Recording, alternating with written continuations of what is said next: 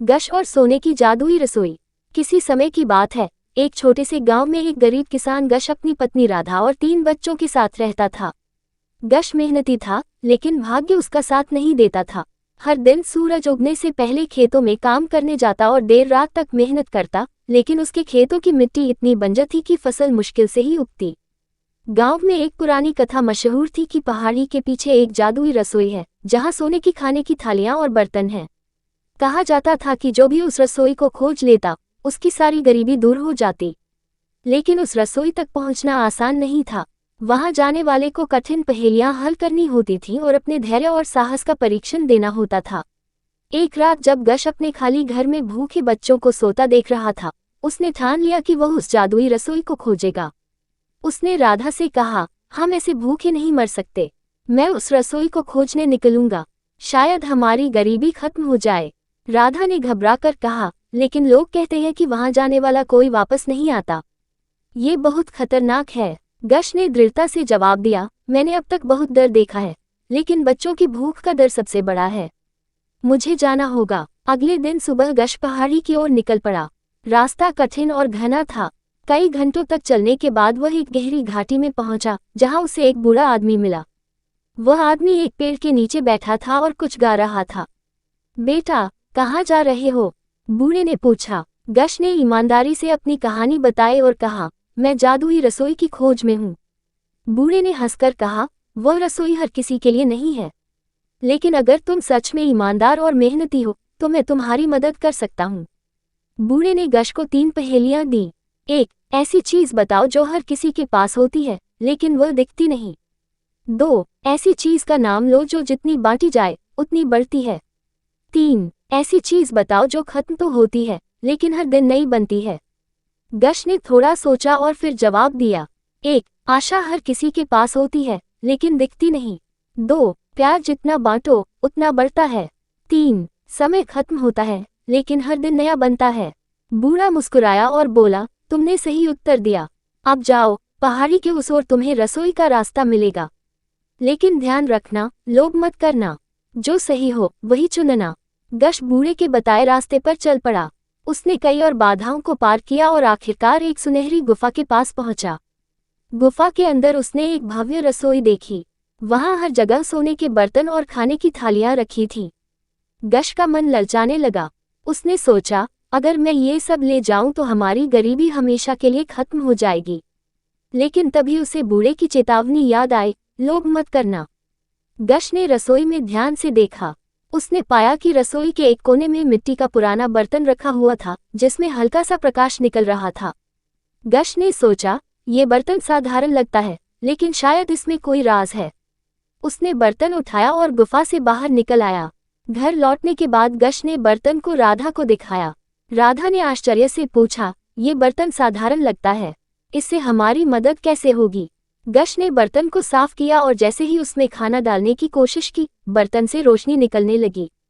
तभी एक आवाज आई, ये जादुई बर्तन है, इसमें रखा खाना कभी खत्म नहीं होगा, लेकिन इसे केवल जरूरत के लिए इस्तेमाल करना।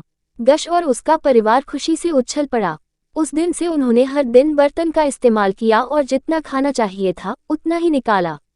धीरे धीरे उनकी गरीबी दूर हो गई और उन्होंने गांव में जरूरतमंदों को भी खाना खिलाना शुरू कर दिया। इस कहानी से हमें ये सीख मिलती है कि ईमानदारी, मेहनत और लोभ से बचकर सही फैसले लेने वाले ही सच्चे धन और खुशी को प्राप्त करते हैं। गश ने न केवल अपनी स्थिति बदली, बल्कि दूसरों की मदद करके सच्चा सुख पाया। नई बहू ने बनाई मछली। गांव के एक छोटे से घर में शिवनारायण और उनका परिवार रहता था। शिवनारायण के घर में उनकी पत्नी गायत्री, बेटा रवि और हाल ही में ब्याही हुई उनकी बहू सुमन रहती थी। सुमन को खाना पकाने का बहुत शौक था। वह नई नई रेसिपीज आजमाने की कोशिश करती रहती थी। लेकिन गांव में घर के बड़ों के हिसाब से खाना पकाने की परंपराएं बहुत खास थीं। शिवनारायण और गायत्री पुराने समय के लोग थे और खाने पीने में पारंपरिक स्वाद को ही पसंद करते थे। शादी के कुछ दिन बाद सुमन ने सोचा कि वो परिवार के लिए कुछ खास बनाएगी ताकि सब खुश हों। उसने रवि से पूछा, सुनिए, पिताजी को क्या पसंद है? रवि ने जवाब दिया, पिताजी को मसालेदार खाना बहुत पसंद है, लेकिन मम्मी को हल्का और सादा खाना अच्छा लगता है। तुम्हें दोनों के लिए खाना बनाना पड़ेगा। सुमन ने मन ही मन सोचा कि ऐसा क्या बनाया जाए जो सबको पसंद आए। अचानक उससे याद आया कि उसकी माँ कहा करती थी कि मछली का स्वाद सबको खुश कर देता है। उसने तय किया कि वह मछली बनाएगी। अगली सुबह सुमन बाजार गई। वहां उसने ताज़ी मछली खरीदी और मसाले भी ले लिए। वह पूरे जोश के साथ घर आई। सुमन ने सोचा कि मछली का स्वाद हर किसी को पसंद आएगा, लेकिन उसे इस बात की चिंता थी कि शिवनारायण को नए तरह का खाना पसंद आएगा या नहीं। सुमन ने रसोई में जाकर काम शुरू किया। उसने मछली को अच्छे से साफ किया और फिर मसालों को पीसने लगी। हल्दी, धनिया, मिर्च, अदरक और लहसुन का मिश्रण उसकी नाक में एक शानदार खुशबू भर रहा था। गायत्री रसोई के पास से गुजर रही थी। उन्होंने देखा कि सुमन कुछ अनोखा बना रही है। क्या बना रही हो, सुमन? गायत्री ने पूछा। मां जी, आज मैंने सोचा मछली बनाऊं। पिताजी और आपको पसंद आएगा, ऐसा लग रहा है, सुमन ने मुस्कुराते हुए जवाब दिया। गायत्री थोड़ा सोच में पड़ गईं। उन्होंने पहले कभी मछली नहीं खाई थी, लेकिन उन्होंने सुमन को मना नहीं किया। सुमन ने जब मछली को मसालों के साथ पकाना शुरू किया तो उसकी खुशबू पूरे घर में फैल गई। शिवनारायण बैठक में अखबार पढ़ रहे थे। जैसे ही उन्हें महक आए, उन्होंने आवाज दी, गायत्री, ये कैसी खुशबू है? आज रसोई में क्या बन रहा है?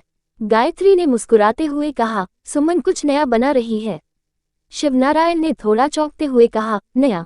देखना पड़ेगा कि यह नया हमें पसंद आता है या नहीं।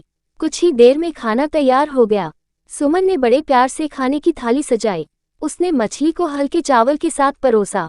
जब सब खाने की मेज पर आए तो शिवनारायण ने पहली बार मछली को ध्यान से देखा। ये तो मछली है, उन्होंने कहा। सुमन थोड़ा घबरा गई। उसने झिझकते हुए कहा, जी पिताजी, मैंने सोचा कि आपको मसालेदार खाना पसंद है, तो मछली ट्राई करूं। शिवनारायण ने पहला कौर उठाया और धीरे धीरे चखा। पूरे घर में सन्नाटा था। सब उनकी प्रतिक्रिया का इंतजार कर रहे थे। फिर अचानक शिवनारायण के चेहरे पर हल्की मुस्कान आ गई। वाह सुमन, ये तो बहुत स्वादिष्ट है। तुमने सच में कमाल कर दिया, उन्होंने कहा। सुमन ने राहत की सांस ली। रवि और गायत्री ने भी मछली का स्वाद चखा और दोनों ने इसे खूब सराहा। गायत्री ने कहा, सुमन, तुम्हारे हाथ में तो जादू है। ऐसा स्वाद मैंने कभी नहीं चखा। उस दिन के बाद से सुमन का परिवार में मान और भी बढ़ गया। शिवनारायण ने गांव में सभी से कहा, मेरी बहू तो महाराज है। जो खाना बनाती है उसमें प्यार और स्वाद दोनों होता है। सुमन को भी एहसास हुआ कि प्यार और मेहनत से बनाए गए खाने से रिश्ते मजबूत होते हैं। वह हर बार कोशिश करती कि परिवार की पसंद को ध्यान में रखते हुए कुछ नया और खास बनाए। इस कहानी से हमें ये सीखने को मिलता है कि परिवार में नई परंपराओं को अपनाने और बदलाव को स्वीकार करने से रिश्ते और मधुर बनते हैं। हर कोई अपनी मेहनत और लगन से घर को खुशहाल बना सकता है।